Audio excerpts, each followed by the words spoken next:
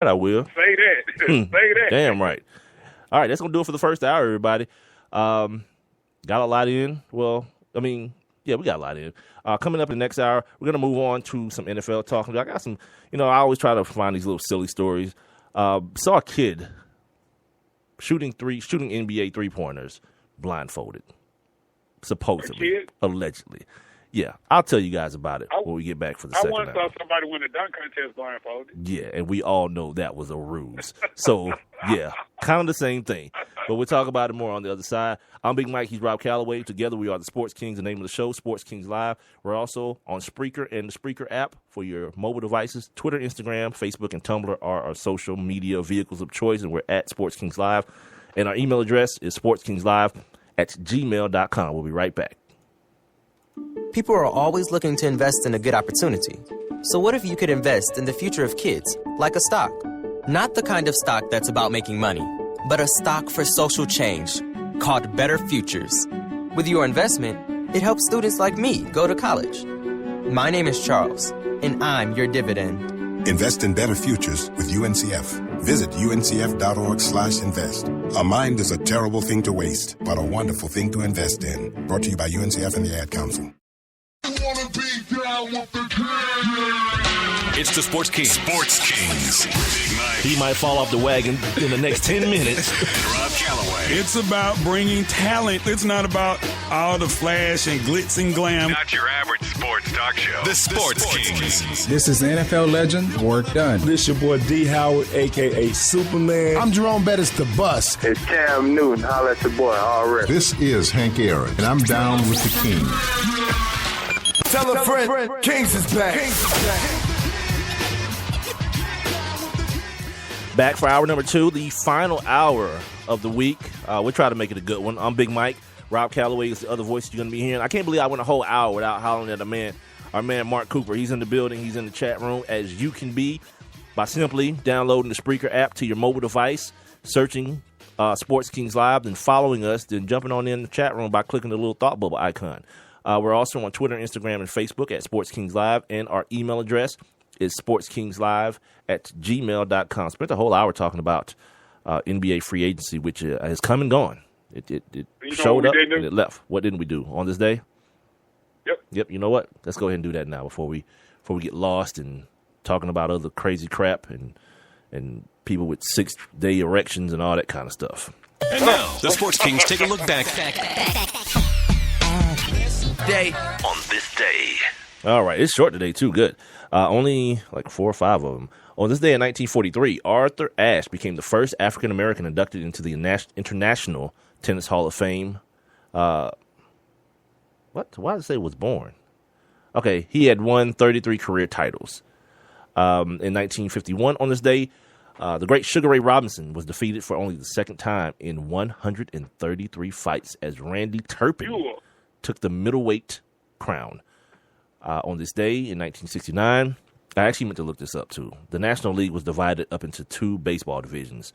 I don't know what those divisions are because I didn't look for it. Something else came up.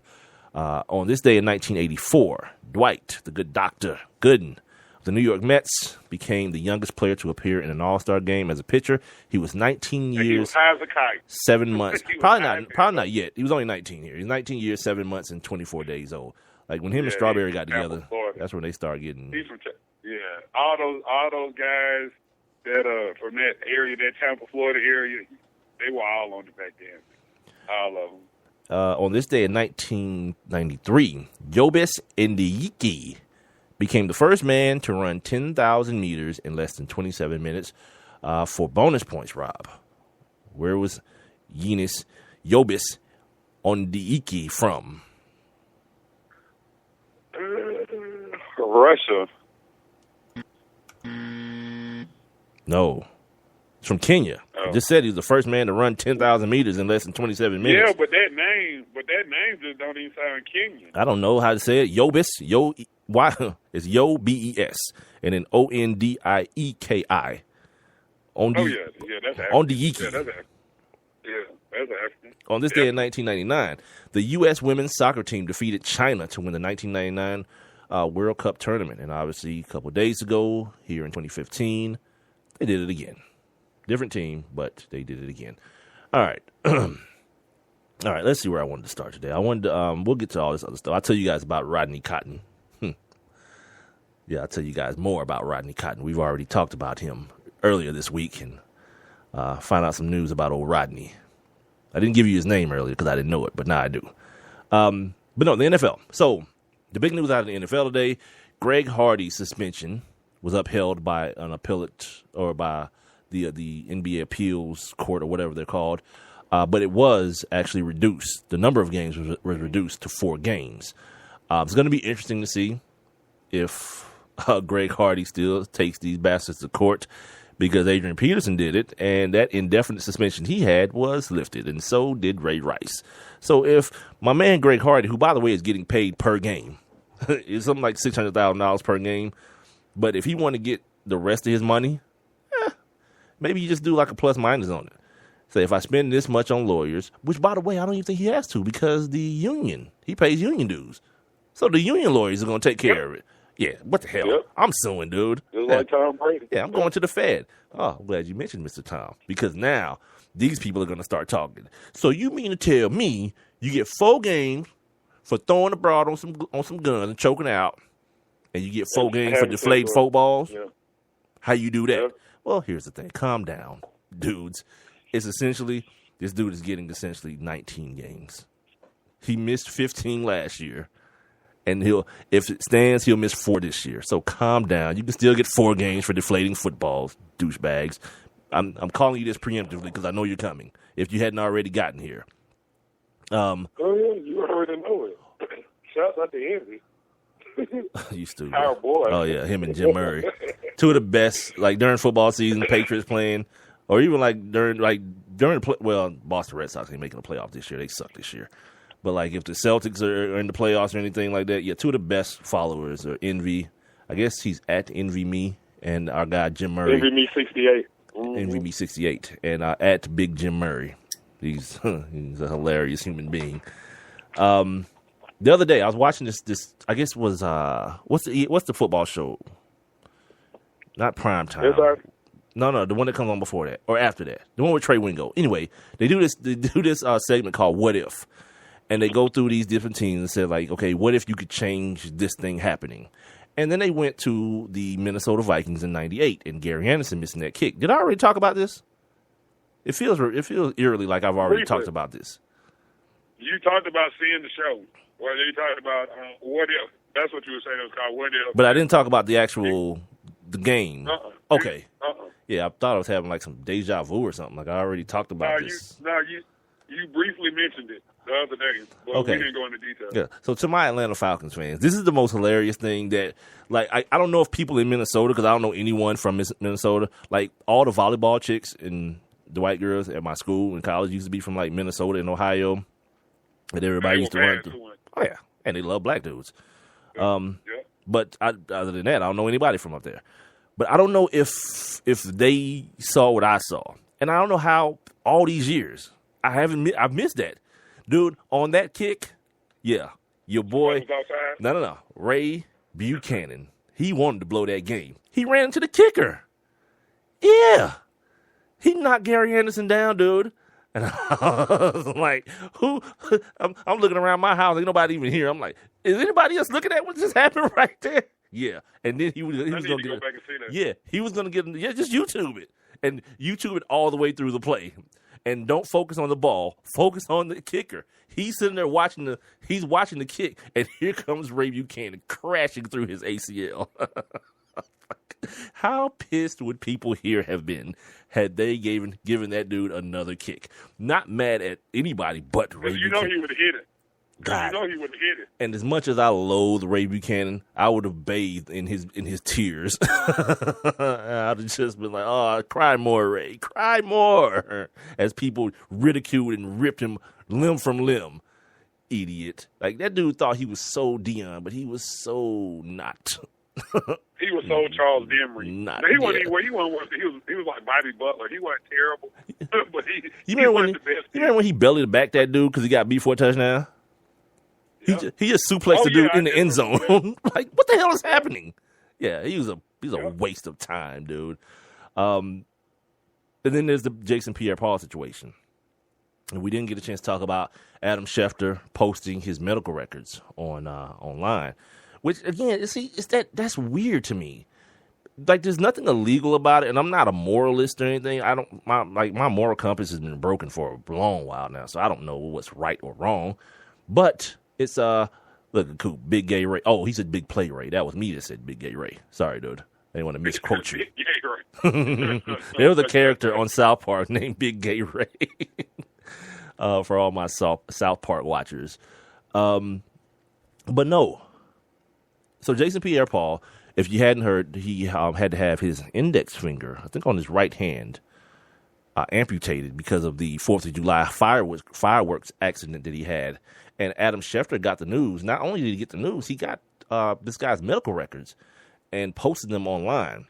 Now, again, there's nothing illegal about it because, obviously, if you're Adam Schefter and you work at ESPN, you run that stuff through the legal department immediately to make sure. Stop the presses. Stop the presses. Okay. Unfreaking believable. Okay, this better be good. Unfreaking believable. Gary Anderson kicks the field goal. Just like you said. Yeah, just told him that. They're watching the ball. Yeah. And out of nowhere, Ray Buchanan crashed into his leg. Coming from the blind side is one Ray Emanuel. I don't know if his middle name Emanuel, but Ray Buchanan. And he blasted him. So it's like he goes from, like, one camera shot shows Anderson standing there watching the kid, and then when they go to the goalpost and come back, he's getting up off the ground. Now, I'm sure we have a deja vu because that's exactly what I just said. Unbelievable. Unbelievable. Oh, my God. So anyway, this happened, and then people started ripping Schefter, like the one guy you probably don't want to get on his bad side. And I'm not even that dude, but I'm serious about this. Like James Harrison was one of the first people to chime in on Adam Schefter, who, by the way, is like 5'5", and James Harrison is that size wide in width. He's about 5'5" wide. He's like a bull. I saw that dude bench press like 1,000 pounds. Yeah, dude. The bar is like bending in half, and this dude is just like repping it out. Repping. You seen him squat? Leg press? Yeah, he probably got every weight in the weight room on his leg press, because I'm not even playing. Yeah, that dude is something else. He's a different human being, a different kind of animal, and he called Adam Schefter a piece of SH. You know what? Sugar honey iced tea is what he called him, if you understand what I'm saying. And then, today, one of Jason Pierre-Paul's teammates came out in defense of him. Like, these athletes, man, they get bored in the offseason. They want to start writing, especially now that they don't have to stick to Twitter and they're 140 characters. They get on Instagram and just let it rip. I'm going to read you guys what Antero Rose, safety for the New York Giants, had to say about the situation. And he's talking to, I guess, some of y'all, internet troll people and all that kind of stuff. He says, "This is just a message so you all can take it however you want. Many people worry about football, the money, all things that can be replaced. In the blink of an eye, I am just happy that my boy has his health. This was a freakish accident that could have happened to anyone. I'll address that here in a second. Every year, I do fireworks for the kids in my family and some of the kids in the neighborhood. Have been doing it for 7 years strong already. So my point is, this could have happened to anyone, including myself. Sometimes trying to do a good deed can have the opposite effect as it did in this situation. My focus point here is health. As long as my boy can go home and kiss his baby boy and pick his baby boy up whenever he wants is all that matters to me at this point. Everything else will take care of itself. This is just a bump in the road, and I am sure he will hurdle in no time. Only the strong survive, and you are that at I am Jason Pierre-Paul. So go ahead and do what you have to do for yourself, bro. You already know I got your back no matter what, just like you have always had mine." Scrolling down here, this is about a brotherhood that had developed over years. Many people are going to doubt, hate, speculate, and that's all cool, and they are well within their rights. But one thing they can't do is define who you are as a person and put a limit on on your will and determination. Excuse me. So do you, homeboy, because